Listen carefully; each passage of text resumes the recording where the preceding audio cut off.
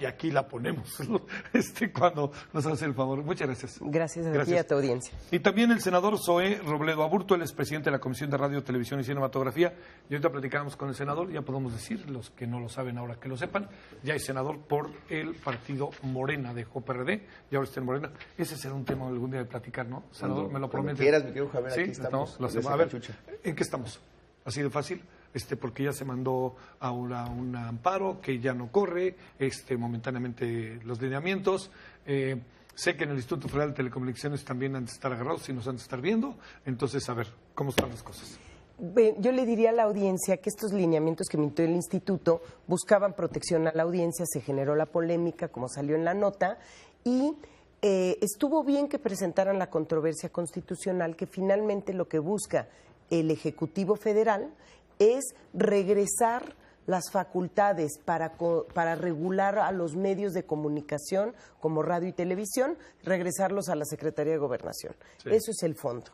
En el caso del Senado, eso sí se van más al fondo en cuanto a si debe de ser el instituto quien emite estas normas que se parecen mucho a las leyes o si debe de ser el Senado.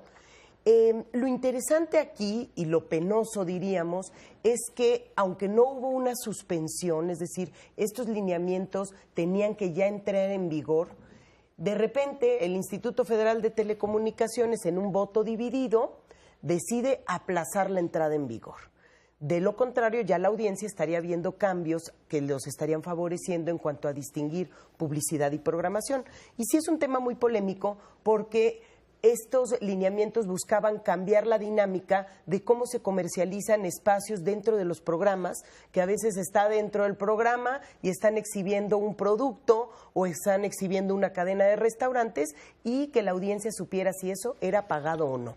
Y habían otros temas más polémicos porque aquí se decía que los comunicadores como tú, Javier, tendrían que distinguir muy bien y claramente lo que es los hechos, la noticia, de lo que es la opinión del comunicador. Y eso se generó toda una polémica en torno a ello.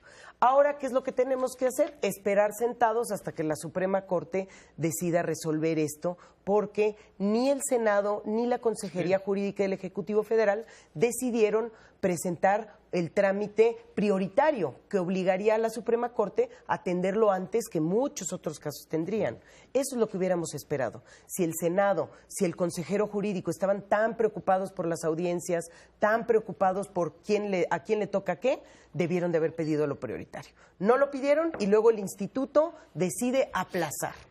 Es algo con lo que yo no comparto porque el derecho de las audiencias no debería estar supeditado. Estuviera aplazado, ¿no? Sí, el derecho bueno, de las audiencias anda aplazado. Anda aplazado. Entonces, sí, digamos, audiencia, no tenemos derechos o están ahí congelados hasta en tanto se resuelva lo de la Suprema Corte. Pero bueno, rectificaría. Sí tenemos derechos como audiencias. Sí, claro, si hoy día los ejerciéramos, veríamos qué tendría que hacer el instituto, veríamos qué harían los radiodifusores. El punto es que no difunden cuáles son nuestros derechos, cómo vamos a ejercer algo que no conocemos. A ver, soy senador, déjame decirte, mucho de lo que dicen, y que incluso platicamos la vez pasada, Clara Luz y yo, yo le dije, van a echar a andar la maquinaria. Y cuando dije maquinaria, perdón, no lo digo en un tono peyorativo, pero dije Televisa, TV Azteca, la Cámara de la Industria de la Radio y la Televisión se van a ir con todo. Y los senadores, ahí veremos de qué están hechos los senadores. Ahí veremos. Ahí, ¿te acuerdas que dijimos, no? Y bueno, ¿de qué están hechos los senadores? ¿O qué impresión tienes, Juan? Sí, mira, desde la reforma constitucional, efectivamente, y como todo el mundo, y lo que va a decir Clara Luz, las audiencias pues tienen derechos. Ese es el fundamento de los lineamientos, ¿no? A las reformas al artículo 6º, posteriormente la Ley Federal de Telecomunicaciones y de Radiodifusión, que no solamente le dio facultades al propio instituto en este sentido.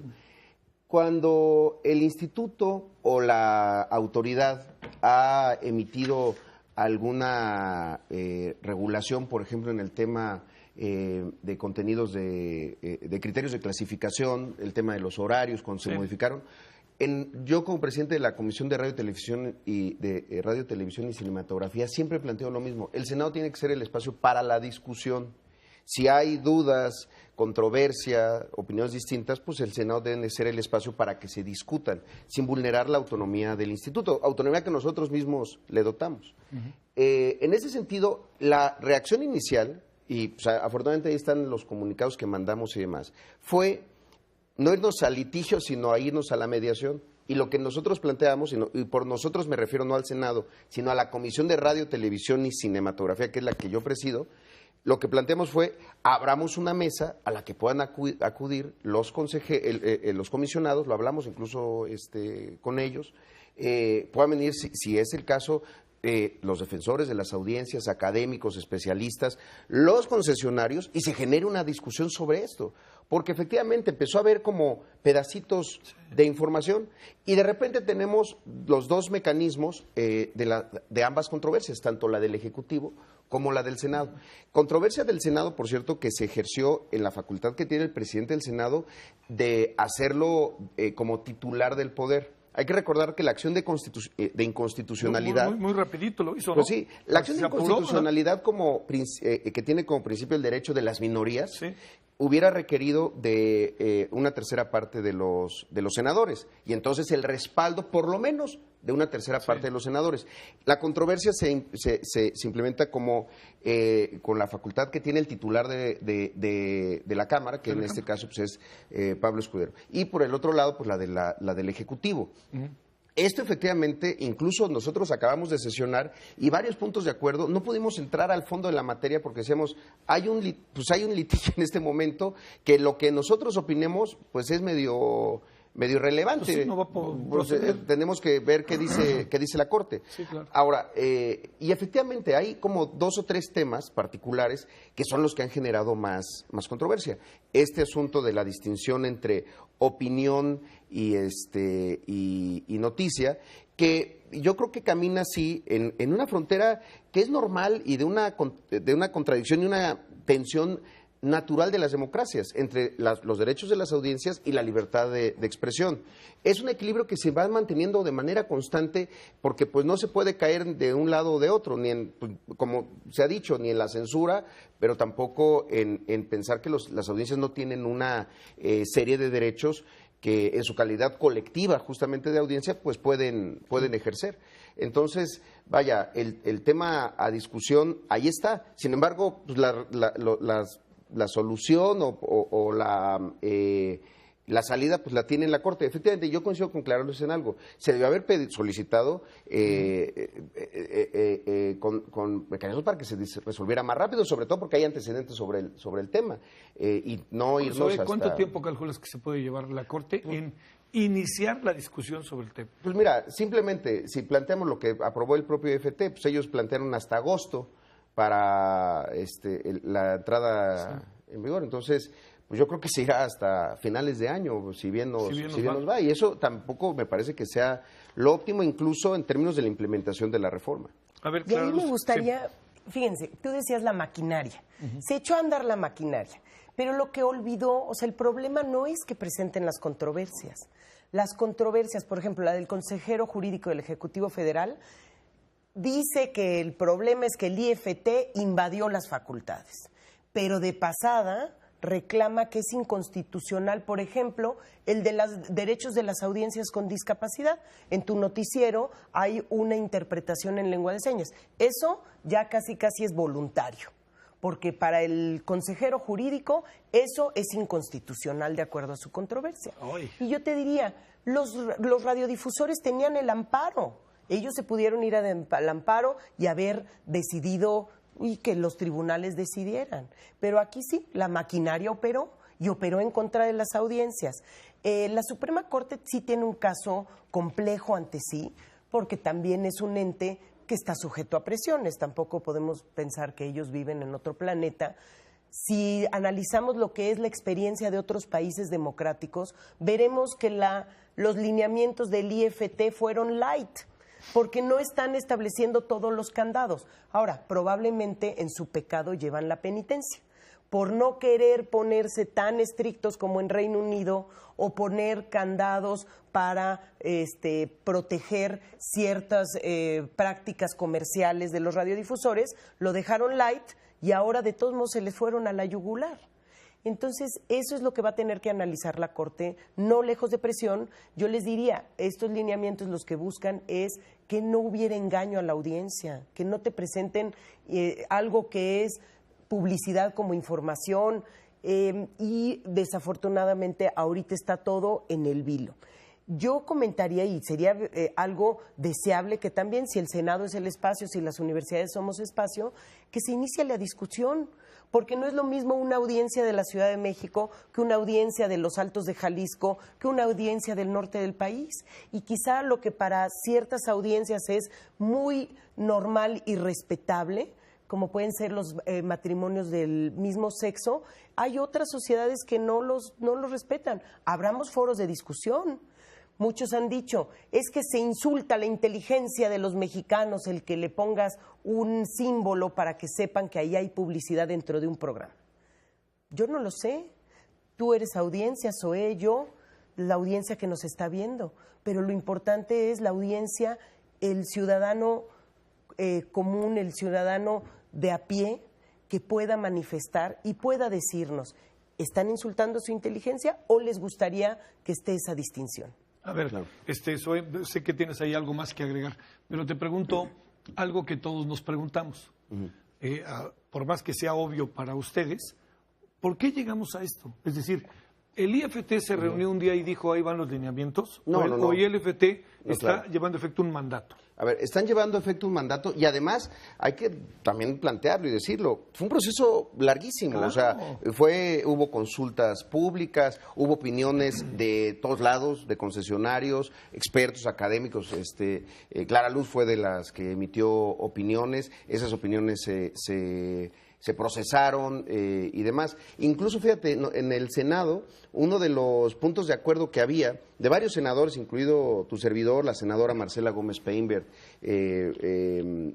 la senadora Silvia Leticia, que es la suplente del senador Javier Corral, bueno, hoy gobernador Javier Corral, que si alguien ha estado en este tema era él, lo que planteamos era justamente que se habían tardado de emitir los lineamientos, que ya habían superado ciertos plazos, que incluso ellos habían establecido fechas para marzo del año pasado, para marzo de 2016, el IFT en un acuerdo había planteado que esta sería su nueva ventana de tiempo, y bueno, se fueron prácticamente hasta noviembre, hasta finales de año. O sea, incluso en el Senado, una de las demandas, digamos, o de las exigencias era, pues ya emiten los lineamientos, ya pasó el tiempo suficiente, a pesar de las consultas y demás.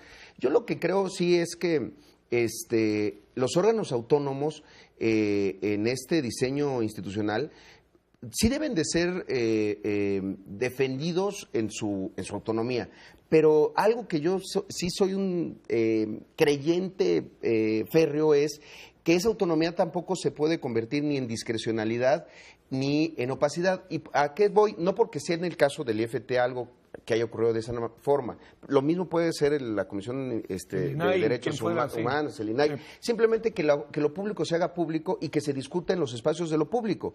Cuando emitieron los lineamientos, nosotros dijimos, no vamos a calificar los lineamientos, simplemente que si hay dudas, si hay una controversia, se discuta. Creo que es lo más sano. Lo que estamos haciendo justamente en esta mesa, pues hacerlo en el Senado e invitar a todos los que quieran o tengan algo que decir al respecto. Sí. Hoy, pues se aplicaron o se están utilizando estos mecanismos de control constitucional y también de control democrático, que nos va a llevar a tres caminos. A que la Corte nos diga si el IFT invadió competencias del Ejecutivo, si el IFT invadió competencias o facultades del Legislativo, como lo plantea la controversia del Senado, o si el IFT es competente para emitir los lineamientos. Creo que no es la mejor de las discusiones que deberíamos de dar, porque me parece que eso estaba superado, pues el IFT tenía las facultades para emitir los lineamientos, y quizá la mejor discusión sería estar hablando si los lineamientos, sí o no, cuáles son los alcances, sí, claro, que tienen, si se va a generar censura o no, si efectivamente las audiencias tienen este tipo de derechos, o si se les está faltando al respeto por querer decir esto no es una noticia o esto es publicidad, ya no es parte de la programación, como efectivamente ocurre en muchas partes del mundo. Y esa debería ser la gran discusión. Pero hoy la discusión que tenemos es estos tres caminos. Invadieron facultades del Ejecutivo en la tutelación de derechos humanos, etcétera, del Legislativo, o si hicieron bien y tenían...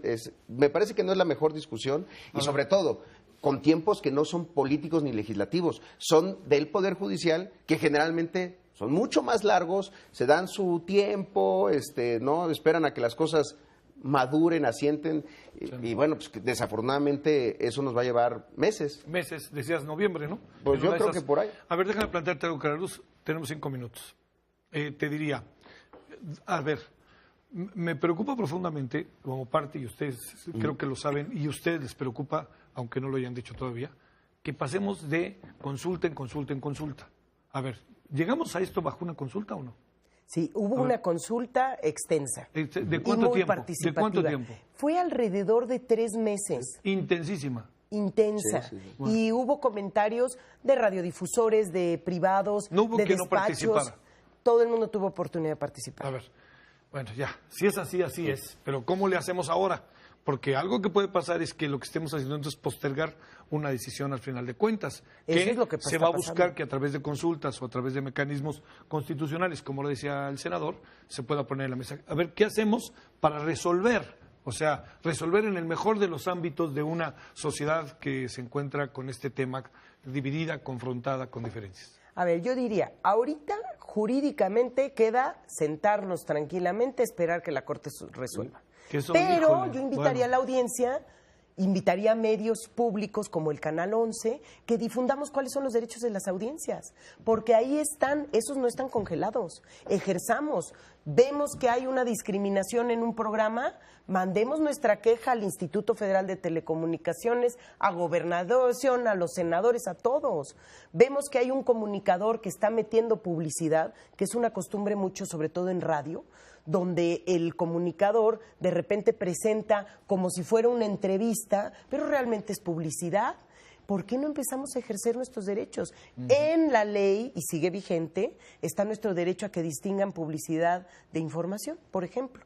Entonces yo diría, tampoco hay que quedarnos con los brazos cruzados, porque si nosotros esperamos a que resuelva la Corte, imagínense que sí le dé la razón que el instituto tiene competencia, que está todo bien.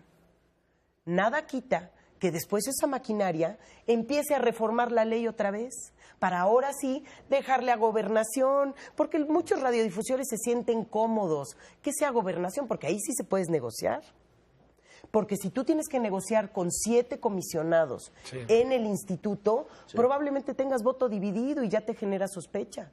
Pero cuando tú nada más tienes que negociar con el grupo del poder, tú dame y yo te doy, sales. Entonces, lo de la Corte es un punto que no quita el que la sociedad ejerzamos nuestros derechos. Sale, cerremos 2 minutos. Mira, simplemente decir, la implementación de la reforma y particularmente la Ley Federal de Radiodifusión y Telecomunicaciones se va a ir implementando y se va a ir adaptando también conforme va avanzando la tecnología y demás.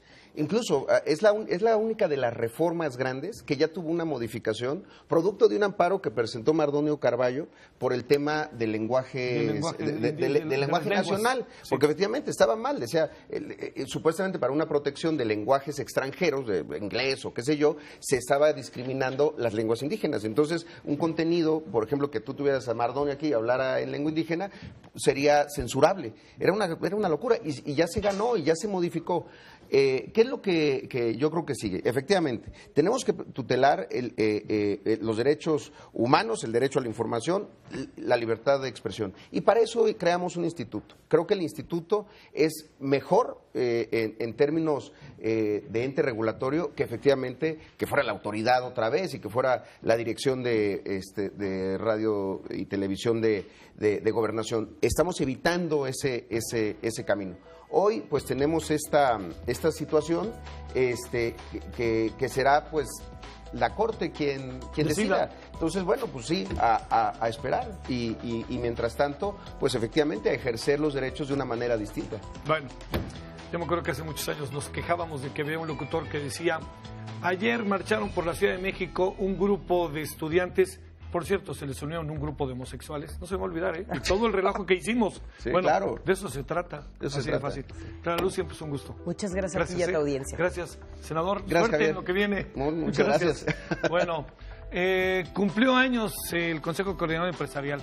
Lo encabeza un hombre que antes estuvo en la Coparmex, Juan Pablo Castañón. Hoy vamos a hablar de él, de muchos temas, como puede usted imaginar. Alerta Amber Ciudad de México. Pedimos tu ayuda para localizar a esta persona. El niño Samuel Elster Ramírez, de 3 años de edad, fue sustraído el 26 de febrero de 2017 de la iglesia La Roca, ubicada en Puebla, por una mujer delgada de cabello corto y teñido de rubio que huyó en un vehículo marca Volkswagen tipo Jetta color café. Samuel tiene ojos de color verde y cabello castaño claro, lacio y corto.